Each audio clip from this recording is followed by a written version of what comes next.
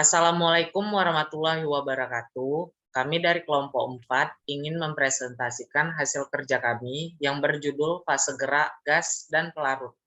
Yang dengan dosen pembimbing Profesor Dr. Rerum Naturalium Rinaldi Idrus SSI.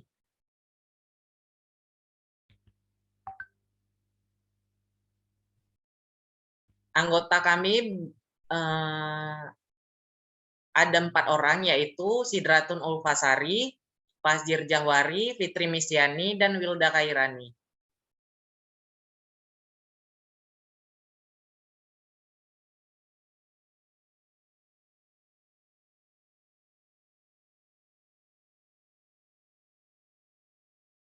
Pertama yaitu kromatografi. Kromatografi adalah suatu teknik pemisahan campuran berdasarkan perbedaan distribusi dari komponen-komponen dalam fase gerak dan fase diam. Fase gerak dapat berupa gas atau cairan, sedangkan fase diam dapat berupa cairan atau padatan. Fase gerak berupa gas disebut dengan kromatografi gas atau gas kromatografi. Kegunaan dari gas kromatografi adalah untuk identifikasi semua jenis senyawa organik yang mudah menguap, dan juga dapat digunakan untuk analisis kualitatif dan kuantitatif senyawa dalam suatu campuran. Analisis kuantitatif dengan gas kromatografi menggunakan metode standar internal.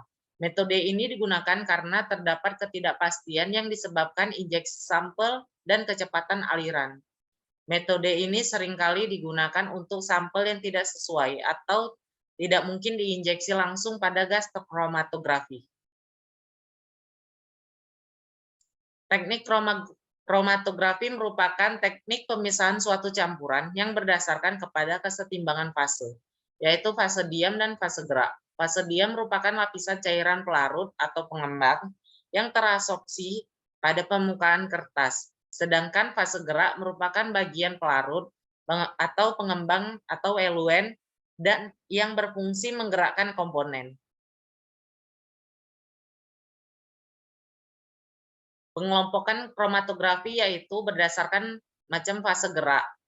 Yang pertama yaitu kromatografi cair, yang kedua yaitu kromatografi gas. Berdasarkan pasangan fase gerak dan fase diamnya dapat dibagi menjadi dua, yaitu fase gerak yang berupa cair-cair, gas-gas, yang kedua fase diamnya padat cair. Kemudian jenis kromatografinya yaitu kromatografi cair padat, kromatografi cair-cair, kromatografi gas padat, kemudian kromatografi gas dan cair. Kemudian berdasarkan mekanismenya terdapat beberapa kromatografi, yaitu kromatografi absorpsi, kromatografi partisi, kromatografi penukar ion, kromatografi eksklusi, dan kromatografi afinitas. Kemudian akan dilanjutkan oleh Wilda Kairani. Baik, saya akan melanjutkan tentang kromatografi cair. Kromatografi cair adalah teknik yang tepat untuk memisahkan ion atau molekul yang terlarut dalam sebuah larutan. Bila larutan sampel terinteraksi dengan fase stasioner, maka molekul-molekul di dalamnya berinteraksi dengan fase stasioner. Namun interaksinya tidak sama dikarenakan beradanya perbedaan daya serap atau absorption, pertukaran ion, ion exchange, partisi atau partition, ataupun ukuran. Perbedaan ini membuat komponen terpisah satu dengan yang lain dan bisa diamati perbedaannya dari lamanya waktu transit komponen tersebut menempuh kolom. Terdapat beberapa jenis kromatografi cair, diantaranya reverse press chromatography, high performance liquid chromatography, SAS exclusion chromatography, serta supercritical fluid chromatography. Adapun karakteristik kromatografi cair kerja tinggi atau KCKT ataupun HPLC. Kromatografi cair tenaga tinggi atau biasanya disebut dengan high performance liquid chromatography merupakan metode yang tidak destruktif dan dapat digunakan baik untuk analisis kualitatif dan kuantitatif. Yang paling membedakan HPLC dengan kromatografi lainnya adalah pada HPLC digunakan tekanan tinggi untuk mendorong fasa gerak. Campuran analit akan terpisah berdasarkan kepolarannya dan kecepatannya untuk sampai ke detektor atau waktu retensinya akan berbeda. Hal ini akan teramati pada spektrum yang puncak-puncaknya terpisah. Prinsip dasar dari HPLC dan semua metode kromatografi adalah memisahkan setiap komponen dalam sampel untuk selanjutnya diidentifikasi atau kualitatif dan dihitung berapa konsentrasi dari masing-masing komponen tersebut ataupun kuantitatif. Sebetulnya hanya ada dua hal utama yang menjadi krusial poin dalam metode HPLC. Yang pertama adalah proses separasi atau pemisahan dan yang kedua adalah proses identifikasi. Dua hal ini menjadi faktor yang sangat penting dalam keberhasilan proses analisa. Jenis-jenis KCKT ataupun HPLC. Yang pertama ada kromatografi pada cair. Teknik ini tergantung pada terabsorpsinya zat padat pada absorben yang polar seperti silika gel atau alumina. Kromatografi lapis tipis atau TLC adalah salah satu bentuk dari LSC. Dalam HPLC, kolom dipadati atau dipakai dengan partikel-partikel mikro atau makro partikulat atau pelikular yang berkulit tipis 37 sampai 44 mikro. Sebagian besar dari HPLC ini dibuat untuk mencapai partikel-partikel mikropartikulat lebih kecil dari 20 mikro. Teknik ini biasanya digunakan untuk zat padat yang mudah larut dalam pelarut organik dan tidak terionisasi. Teknik ini terutama sangat kuat untuk pemisahan isomer-isomer.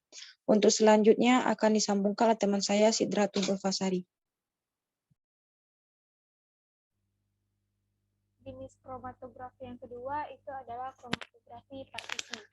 Teknik ini tergantung pada partisi zat padat di antara dua pelarut yang tidak dapat bercampur, salah satu di antaranya bertindak sebagai rasa diam dan yang lain sebagai fase gerak.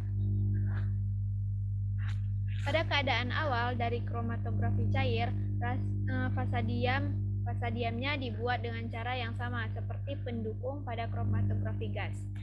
Fasa diam atau polar ataupun fase diam baik berupa polar ataupun non-polar dilapisi pada suatu pendukung iners dan dipakai ke dalam sebuah kolom. Kemudian fase gerak dilewati melalui kolom. Bentuk kromatografi partisi ini disebut kromatografi cair-cair atau LLC.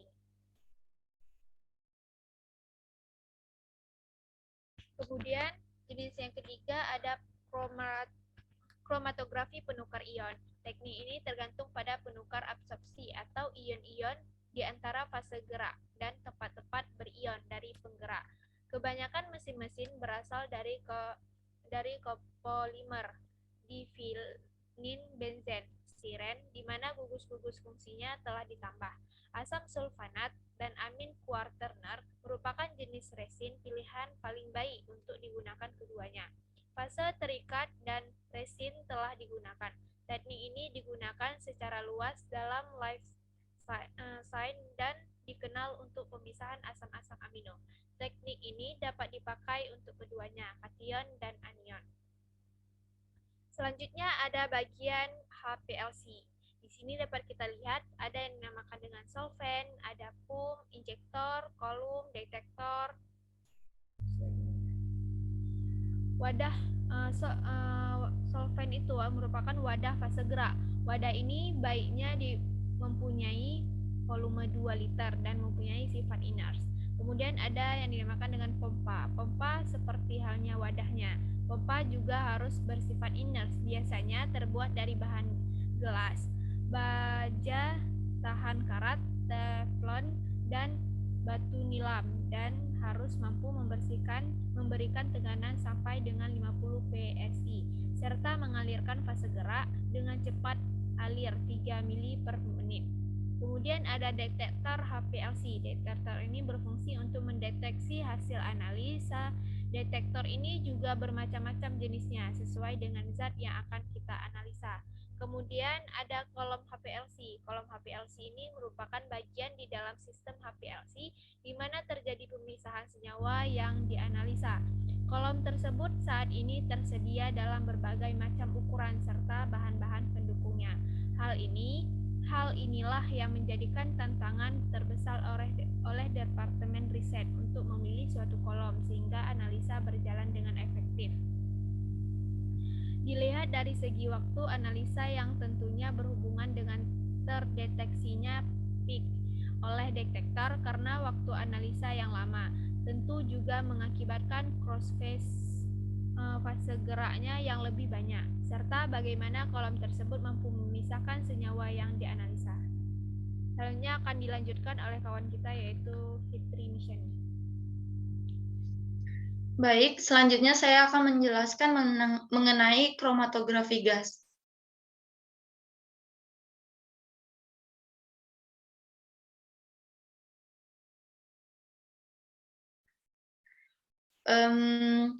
Kromatografi gas merupakan salah satu teknik pemisahan senyawa berdasarkan perbedaan distribusi pergerakan yang terjadi di antara fase gerak dan fase diam.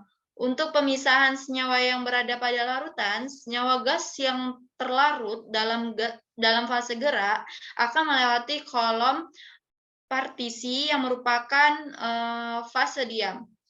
Senyawa yang memiliki kesesuaian kepolaran dengan bahan yang berada di dalam fase diam yang diletakkan di dalam kolom partisi akan cenderung bergerak lebih lambat daripada senyawa yang memiliki perbedaan kepolaran dengan bahan yang ada di kolom partisi.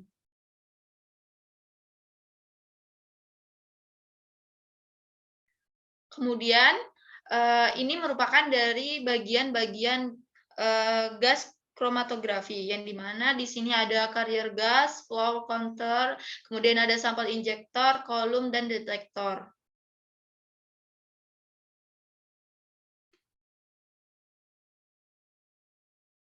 Baik, di sini saya akan menjelaskan fungsi dari bagian-bagian gas kromatografi, yang dimana di sini ada gas pembawa atau carrier gas, yang dimana gas pembawa atau yang sering kita sebut dengan fase gerak dalam kromatografi gas digunakan untuk membawa solut ke dalam kolom.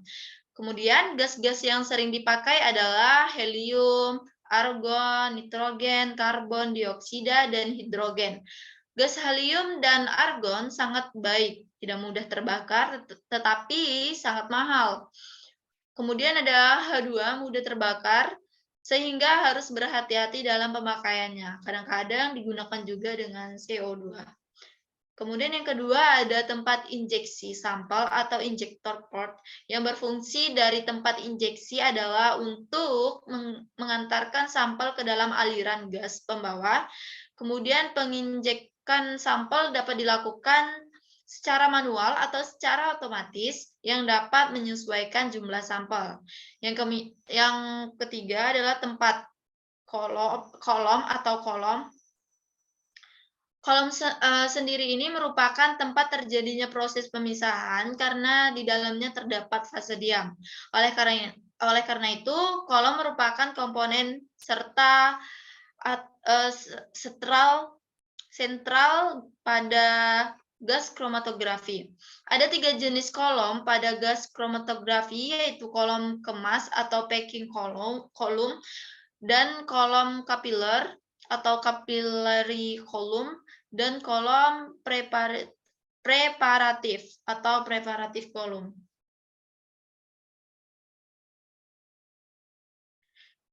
Selanjutnya ada detektor pendeteksi, komponen-komponen yang telah dipisahkan dari kolom secara terus-menerus, cepat dan akurat.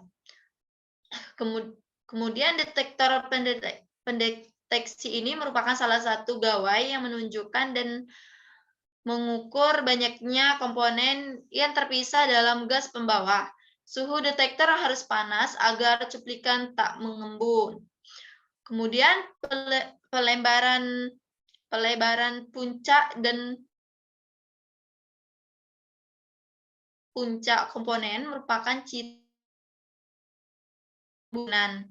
Seluruh detektor ditutup dalam oven yang lebih panas dibanding dengan temperatur kolom. Hal itu menghentikan kondensasi dalam detektor pada VID.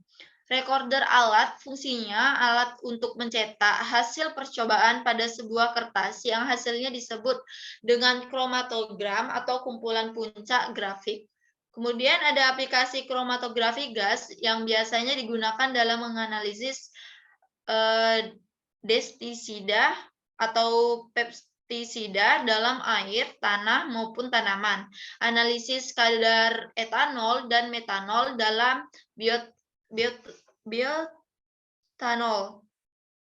Analisis gas-gas rumah, kaca, dan banyak aplikasi lainnya. Prinsip kerja dari gas kromatografi sebetulnya mirip atau bisa dikatakan sama dengan KCKT atau kromatografi cair kinerja tinggi atau sering disebut dengan HPLC. Yang membedakannya hanyalah fase gerak yang berupa gas dan temperatur kolom yang dikendalikan. Pada beberapa kasus sering ditanyakan apa perbedaan gas kromatografi atau HPLC. Sebetulnya perbedaan utama pada GC dan HPLC adalah fase geraknya. Pada HPLC menggunakan fase gerak cair yang diberikan pressure tinggi menggunakan pompa, sedangkan pada GC menggunakan fase cair berupa gas yang dilewatkan ke kolom oven tanpa pompa.